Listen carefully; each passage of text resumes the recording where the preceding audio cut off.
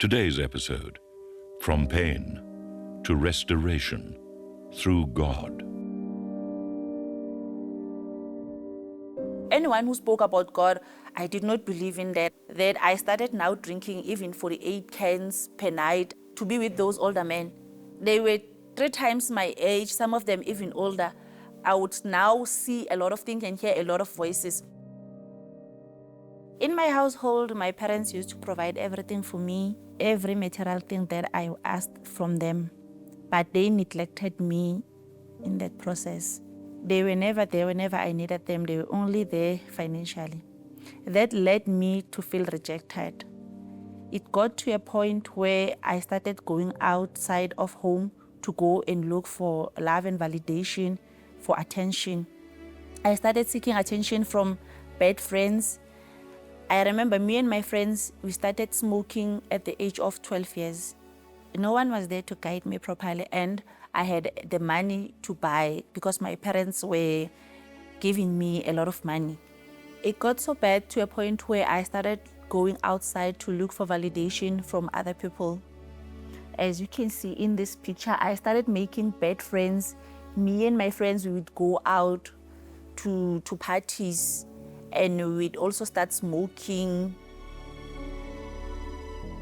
Even here in this picture, we were out with my friends drinking alcohol, but it got to a point where the alcohol was no longer satisfying to me, that I started now drinking even 48 cans per night. I wouldn't even sleep.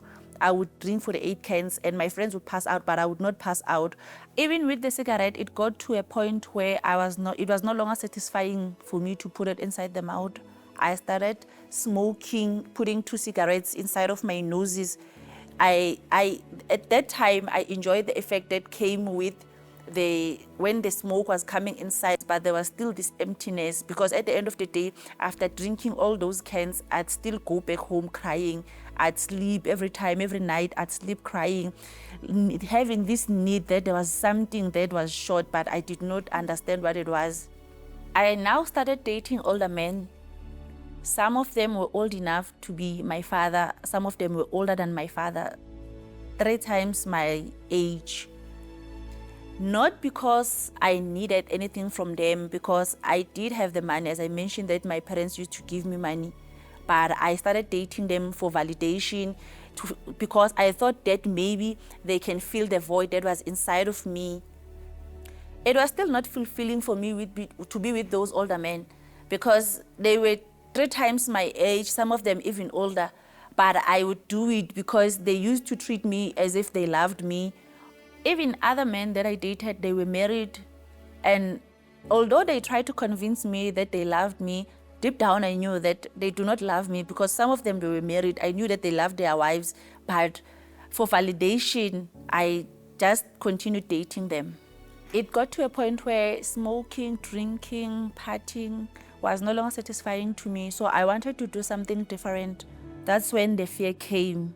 I do not know where the fear came from, because I did not believe in anything, but I started fearing.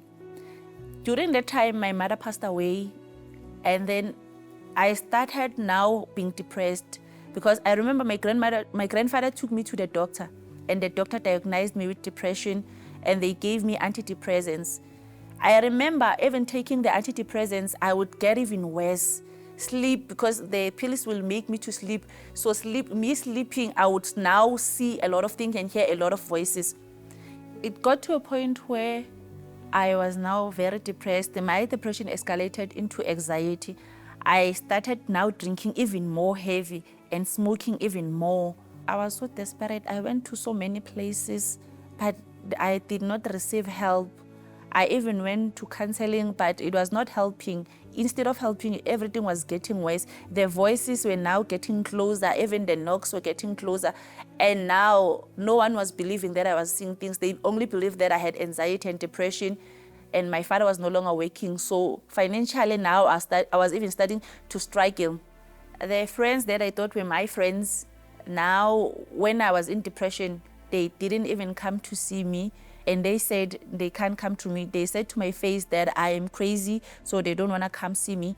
That was the second neglect. And it got to a point where now I felt like this is it. I no longer want to live.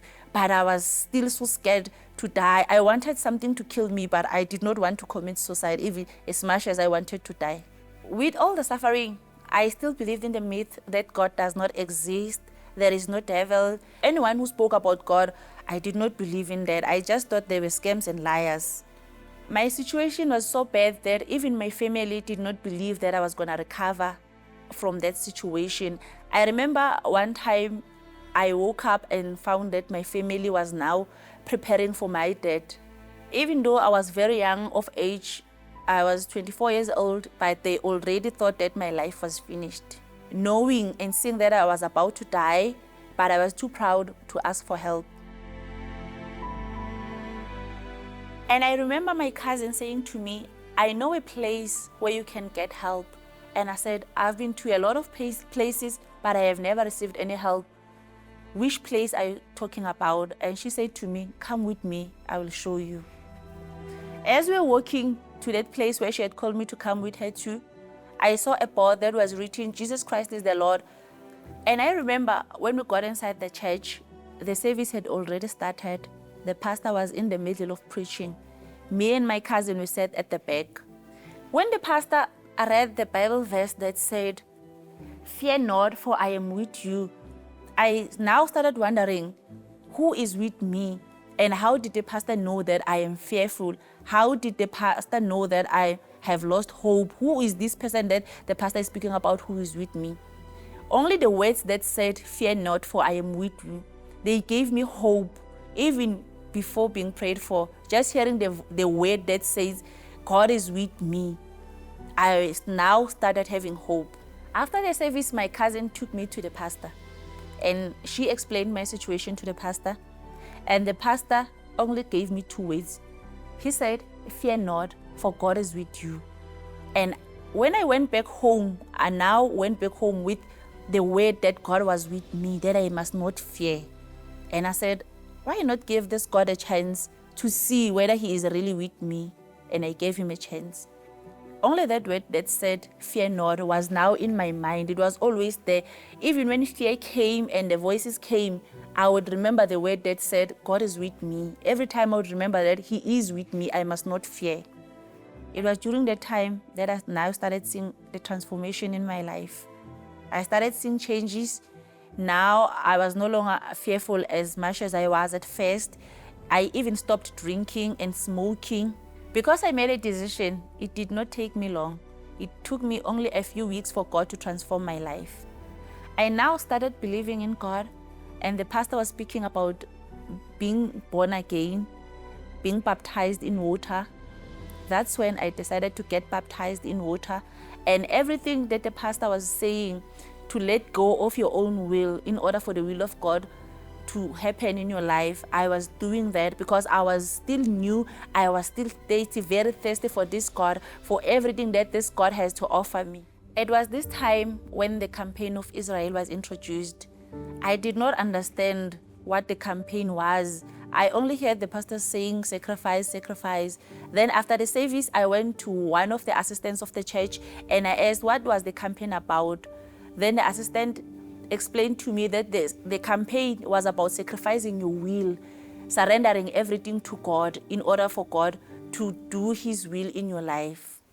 After the assistant explained to me what the campaign was all about, I'm like, this is what I want. This is what I need. I am in. And I remember I now started preparing my sacrifice. I started preparing myself spiritually and financially because I was prepared to go all out. Even though I had negative thoughts because the enemy was whispering in my ears that you will not make it, it will not happen to you, you will not receive that the will of God inside of you. I remember the Bible verse that said, fear not, for I am with you. I remember when the day came for me to climb the altar to present my sacrifice, that day I was so happy.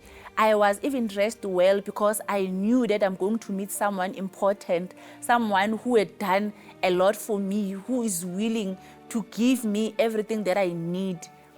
I remember when I climbed the altar, I had already written my prayer request. Even climbing that altar, I was speaking to God, saying, God, I do not want anything more. I only want you inside of me. Let your will be done in my life. After surrendering my sacrifice, I went down, and it was now the time to seek the Holy Spirit. In that moment when I was talking to God, I said, God, I have done my part. I have come to you, even though I did not believe that you existed, even though I despised you, but I have come to you and I have trusted you. Even now, I do not want you to be beside me. I want you to come inside of me. I want you to come and live inside of me. And God honored me. I remember the Holy Spirit came upon me. I remember having the assurance that I am loved, that I am at peace. God embraced me. The love that I was always looking for, the love, that the validation that I always seek from other people, but now God has given me. I remember God saying to me, you are mine. I am your God. You no longer need to go to seek for validation or love from someone else, because I love you. You are my daughter. And now I felt the assurance that I was loved.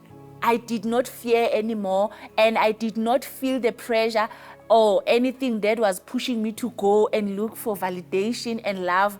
I felt embraced. I felt loved by God. I had the assurance that I was His. His love was upon me. I no longer felt the urge or the need or the pressure to go out to seek for validation.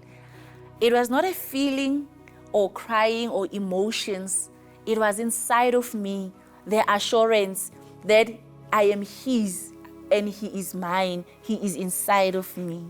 And in that moment, that was when I made my vow. I said, God, for delivering me, I will also go out there and tell people about you, that you are a God, that one day I did not believe, but today I believe that there is a God who loves me and who loves everyone. My life today is no longer the same as it was. God has transformed me. I no longer drink alcohol. I no longer smoke cigarettes. I am no longer depressed. I do not need to take any medication for any sickness, not even for headache. The Holy Spirit has healed me from everything. Looking from this picture, you see how my life was here. God has transformed me. He even blessed me with a man of God. We got married in the church. I am happily married for 6 years. My husband is also a man of God. We are both there in the church speaking about God and the things that He had done for us. If you look at my life at the past and you take my life today, looking at the transformation that God has done, I can guarantee to you that from the altar, I got my answer. And today, I'm not lacking anything. I have everything that I need, and I do what I want with the guidance of God. And above every blessing that I have, the most important one is me receiving the Spirit of God and His presence inside of me. If you come to Him, He can also transform your life as much as He transformed mine. Before, I did not believe, but now I have surrendered my life to Him, everything that I am to Him, and I believe.